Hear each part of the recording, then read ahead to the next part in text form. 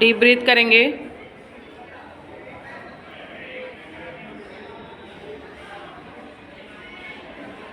बिल्कुल अपने माइंड को कंसंट्रेट करके एग्ज़ाम के लिए अपने आप को प्रिपेयर करेंगे।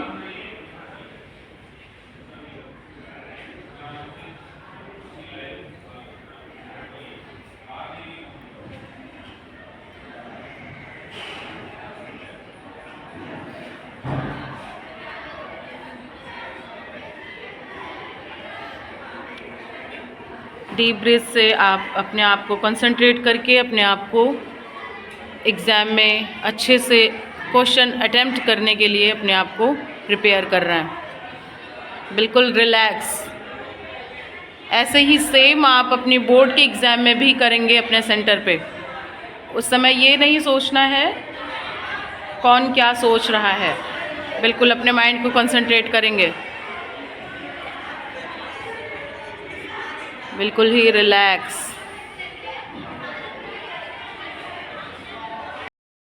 बच्चे अभी कुछ दिनों के बाद हमारे माननीय प्रधानमंत्री जी कुछ दिनों के बाद आप लोगों से लाइव आकर परीक्षा पे चर्चा करेंगे।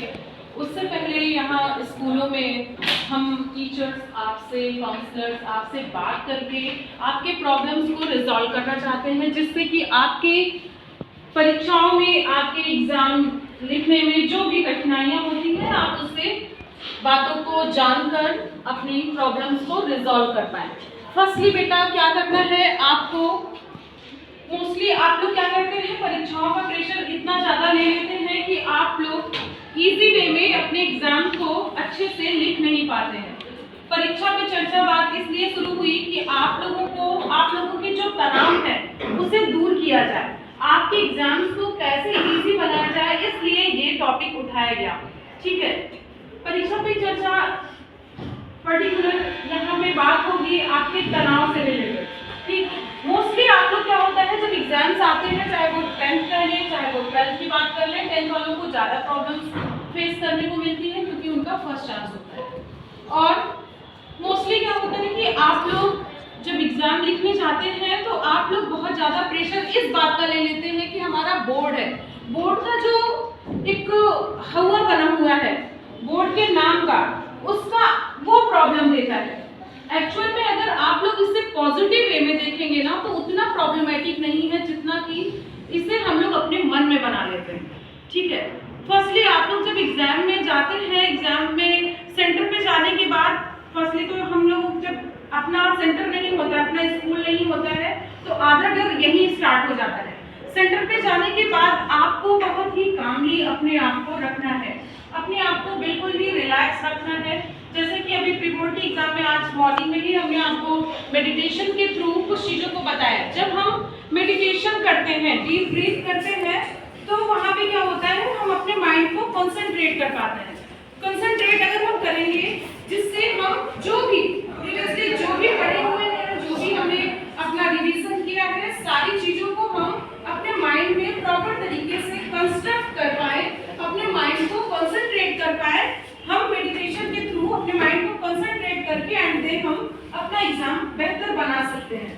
ठीक है, और बार बार आप लोग जैसे कुछ निगेटिव वर्ड्स बोलते हैं, जब एग्जाम सेंटर पे जाते हैं तो वहाँ पे तमाम और बच्चे होते हैं, वहाँ आप लोग आपस में एक दूसरे से बात करके और भी तनाव में आ जाते हैं। जैसे कोई एक दूसरे से अगर बात कर रहा है तो वहाँ पे क्या होता है कि आप लोग जब एक दूसरे से बातें करते हैं तो वो दूसरा बच्चा बता रहा होता है कि हमने ये पढ़ के आया है, दूसरा बोलता है कि हम ये पढ़ के आए हैं।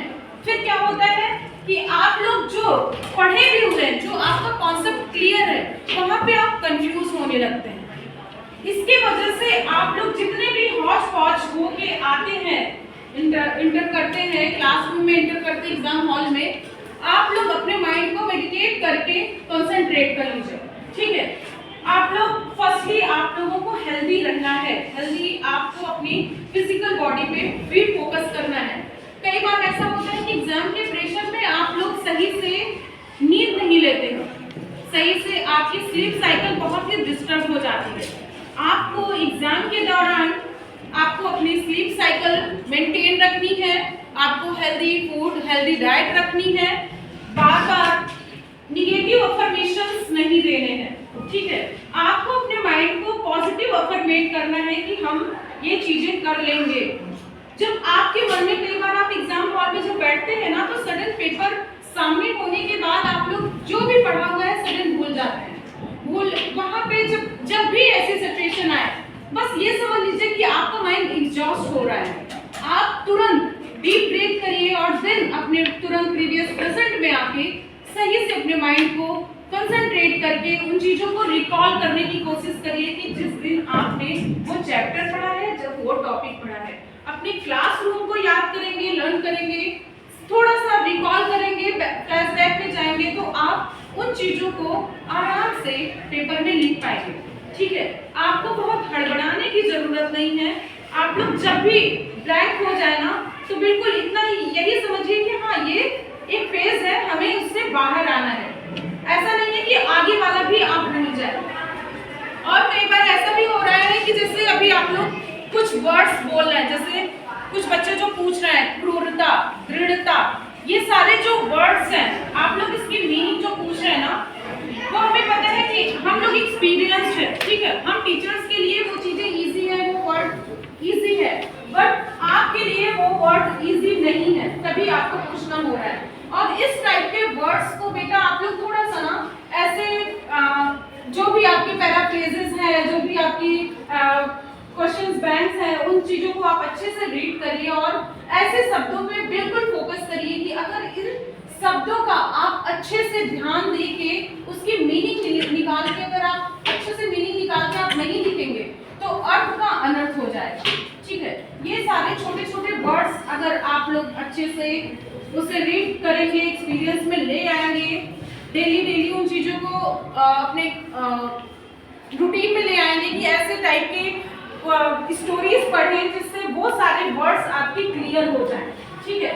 वो सारी चीजें आप बहुत ही इजी वे में अपने बोर्ड के एग्जाम्स को कंप्लीट कर सकते हैं।